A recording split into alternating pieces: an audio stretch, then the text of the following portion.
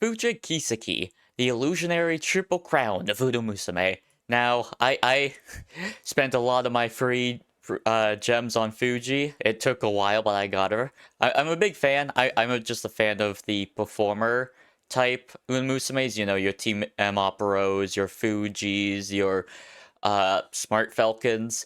If I had to guess what happens, well, it says illusionary triple crown, and I remember during her story mode that, like, due to something about her body, she couldn't do longer distances. So it's probably like, oh, she was so good in mile. If she didn't have that issue, maybe she would have definitely gotten the triple crown. Who knows? Let's find out. In the world of horse racing, there are several instances of horses who retired far too early. Whether it be due to injury or a tragic passing, these horses were unable to truly display their talent with the duration of a full racing I really career. need to watch that anime. Silent Suzuka movie. and Agnes Tachyon are two well-known examples in the Umamusume fandom. However, there would be one more shining star amidst these what-if stories.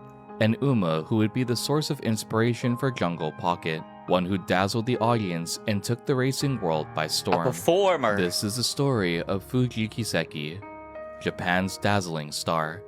Fuji Kiseki was born on April 15, 1992 at the Shadai farm in Hokkaido. Oh, is that why, like, she is a performer? Because, like, she's the dazzling star? Or maybe she is, like, an actual, like, a horse that put on a show, a bit of a show horse, you know what I mean?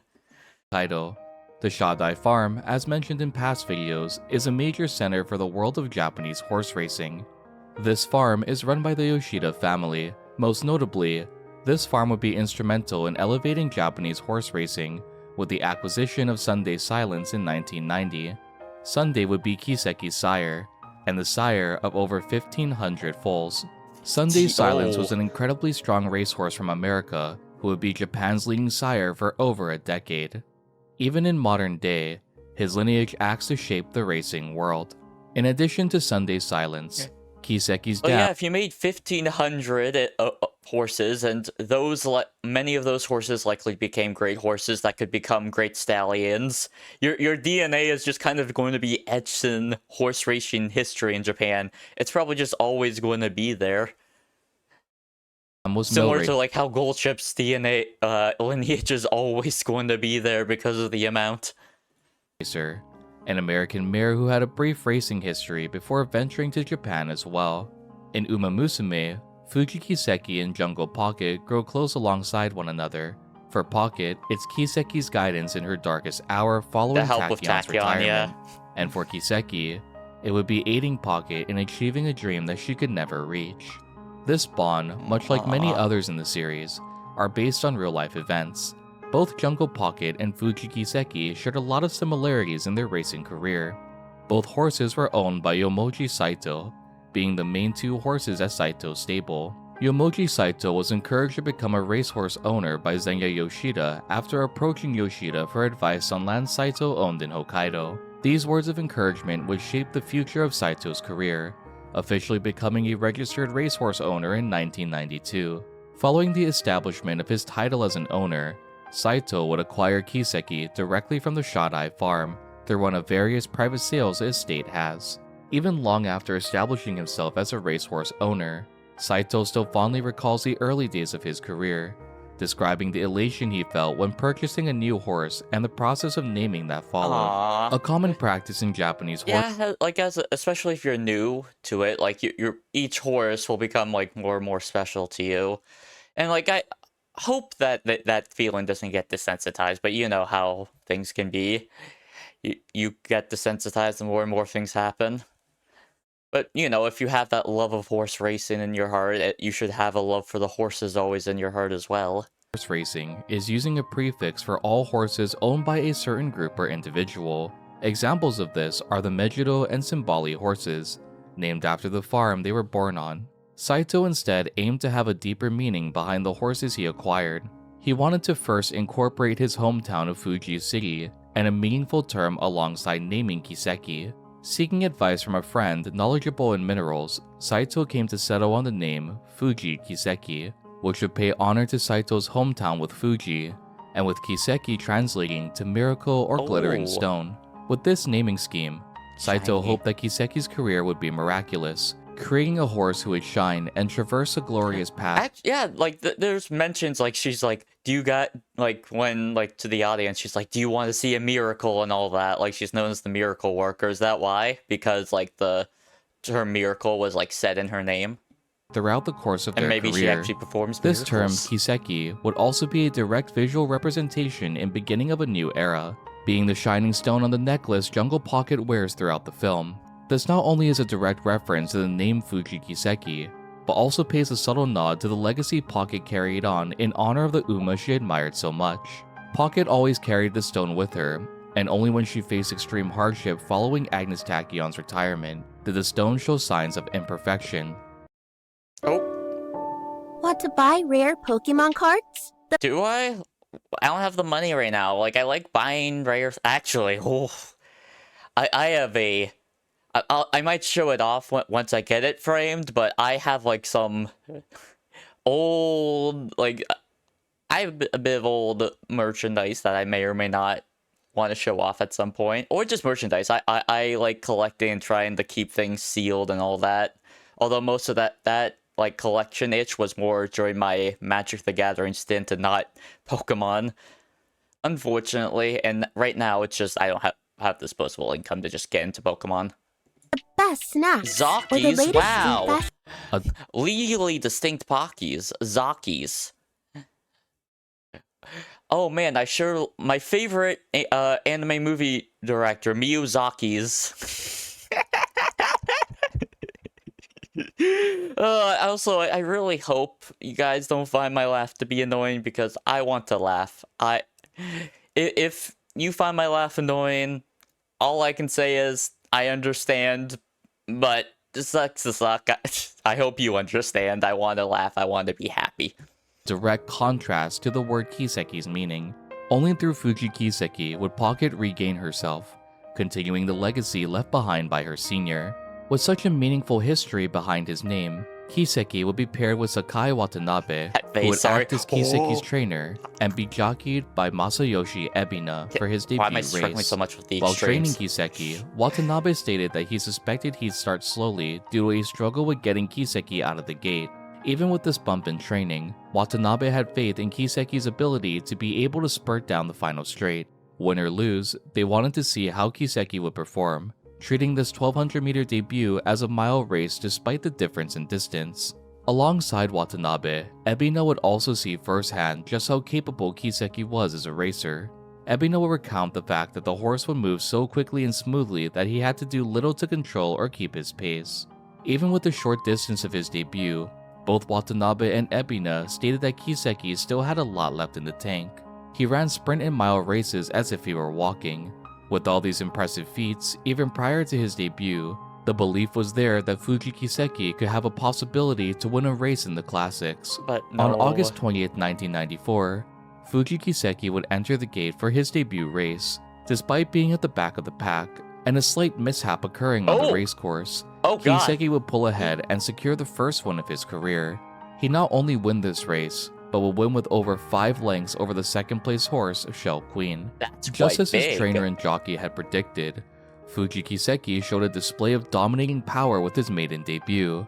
From an early age, Kiseki was highly evaluated as a top horse from the first crop of Sunday Silence offspring, and winning his debut, Watanabe and Saito wanted to see just how much this gemstone could shine. Instead of sticking to sprint races, Kiseki would instead aim to compete in the Momiji Stakes, an ungraded mile-long race held in October. This race would pit Kiseki against the first rival he'd faced in his short career, Tayasu Tsuyoshi.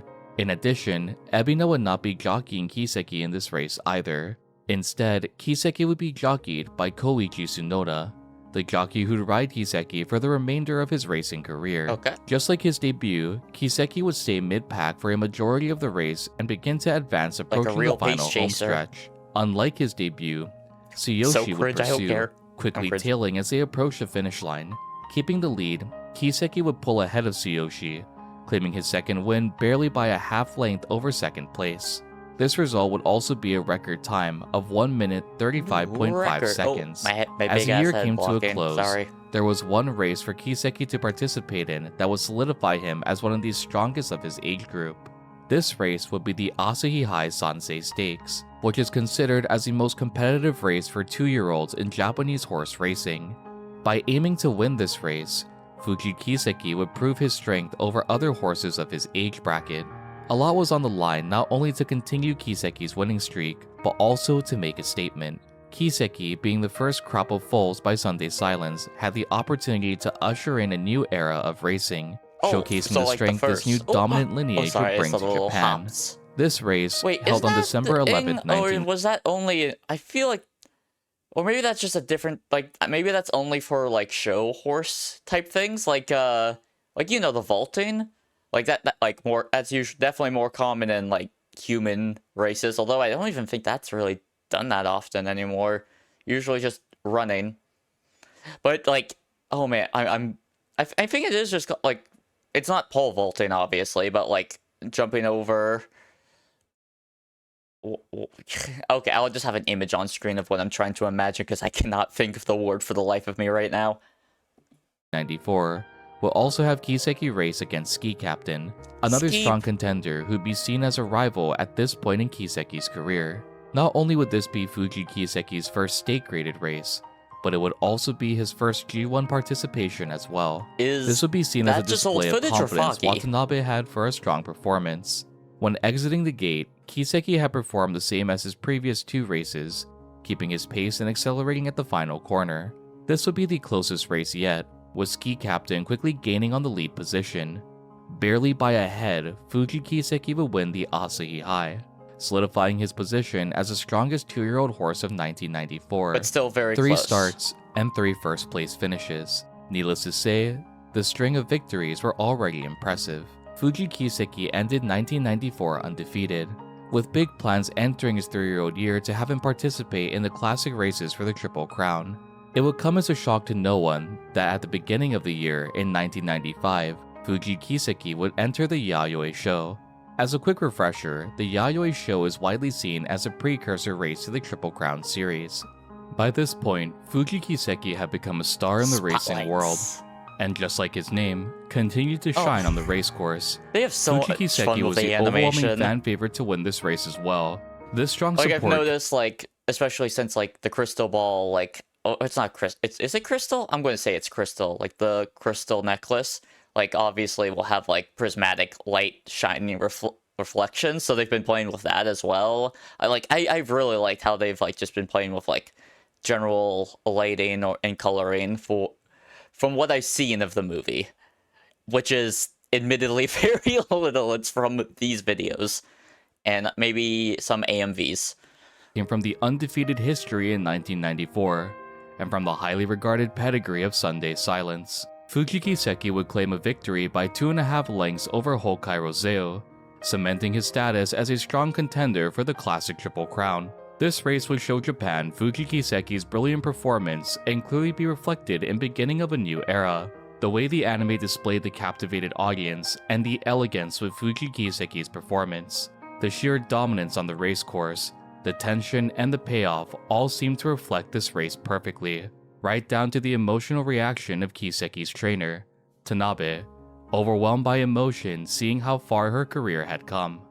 Unfortunately, just like many horses we've covered before, the final curtain call would come early for Fuji Kiseki's career. Okay, ad over. Some may say, why do I have ads and not like just get ad block or something? To that, I say I understand. I get ya. It probably makes things flow better for reaction stuff, but one, if I'm going to be reacting to someone else's content, I would like to at least give them the AdSense. You know what I mean? And, you know, it gives me a chance to yap about something different. Let my ADHD brain go on a little side tangent about something random. And the ones that I feel like are unnecessary, I can just cut out. Kiseki's career. After the Yayoi Show, a training schedule was set to have Kiseki participate in the Satsuki Show, the first leg of the Japanese classic Triple Crown series. Before proper training and conditioning could begin, it was discovered that Kiseki had a bowed tendon, effectively ending his racing career. This not only caused Kiseki to retire early, but once more left a yearning by fans who would never be able to see future another what races if. from their favorite horse. Fuji. Oh, so it was an injury, not like just an outright condition. Wait, what was that? Outright tendon? Like, if I remember, like, Agnes, like, during Fuji's story, it's been a while since I've played it not on quick mode, so my memory is a bit murky, admittedly. But, like, my memory serves me right. Like, it was, like, more or less due to some conditioning thing, making her more set for, like, mile races and not, like, medium and long. Kiseki was only beginning to enter the prime of his career, with thoroughbred racehorses reaching their peak around their 4-year-old year. The Yayoi show was only a taste of what Kiseki was capable of, and now all the audience could do was wonder what could have been. Even though Fuji Kiseki's career ended abruptly, just like many instances we've seen before, through that retirement, a new legacy would be created. Yep. Witnessing Fuji Kiseki race, Jungle Pocket would be inspired to become an Umamusume just like her, aiming to amaze her audience with a display. Yeah. You see what I mean? Like the prismatic lights, like reflecting on Jungle Pocket's eye right there. Like, you see? Like I really love how like they play with color, just in general. Her, aiming to amaze her audience with a display as magnificent as the race she witnessed at the start of the film. She doesn't only look up to Kiseki, but Jungle Pocket absolutely adores her. Despite her rough and blunt exterior, when around her senior, she falls Pocket's for the Prince competitive Act. nature melts away, most notably with her tail wagging uncontrollably when she's around Kiseki. In Umamusume, Fuji Kiseki considers a that's effectively hand-holding, right? Like hand-holding in front of the goddess statue. They're about to give inspiration. Classic Triple Crown as her ultimate stage. Her eccentric personality and motifs of stage performances are inspired by her mother, who was a stage actress in the world of Umamusume. Just like her mother, she aims to captivate the audience with a dazzling display of power while racing. Kiseki also is described as a natural-born leader. Have the thing for acting, although I don't know if I agree with that statement. Maybe she's like thinking more fine acting, but even then... And always does her best to care for her fellow Umas, who she affectionately refers to as her darling ponies. In Umamusume Pretty Derby, Fuji Kiseki's unique skill is called Lights of Vaudeville, only acting to heighten her yearning for this ultimate stage, and her ability to dazzle the audience with an amazing performance. When Kiseki retired due to injury, her trainer, Tanabe, would also retire from his training duties alongside her. It is only at the request of his beloved Uma that he comes out of retirement to personally train Jungle Pocket. In beginning of a new era, Tanabe and Fuji Kiseki have an incredibly strong bond, and are regularly seen together throughout the course of the film. Both act to aid Pocket and encourage her, even during her moments of hardship. This, as mentioned earlier, is a direct reflection of real-life events. Trainer Tanabe is modeled after Sakai Watanabe. Oh, okay. Who trained I guess that Jungle makes Pocket. sense that the trainer, like...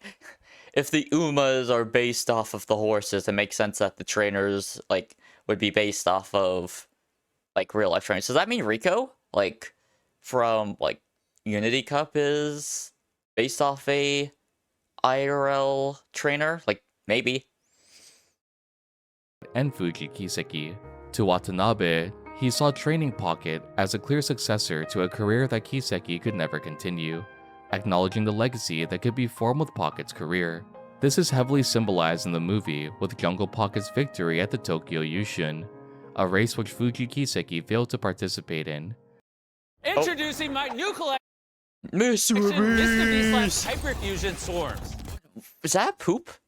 They just have a poop there? Just Mr. Beast poop toy? Yeah. Yeah, there are so many. These swarms are fused with different elements like lava. I do like how there's like seem to be new children's toys just in general, because I feel like for a good while Akayo was just like the same thing of like same brands, same like yeah, just same brands like Lego and like all that. Like I'm happy that there seem to be, you know, new children's toys. And a smart pivot for Mr. Beast. It's at least you don't have to worry as much about health and safety hazards like you do with with Lunchables. Tokyo Yushin, Oh, a race which lights. Fuji Kiseki failed to participate in, Confetti. and subsequently failed to claim a victory for her beloved trainer. Even though we eventually see Kiseki train to enter future races, this unfortunately would be another instance of a happy ending to her career in Umamusume. That line in the film of being a far cry of what she once was hits so much harder after you realize just how promising her career could have been.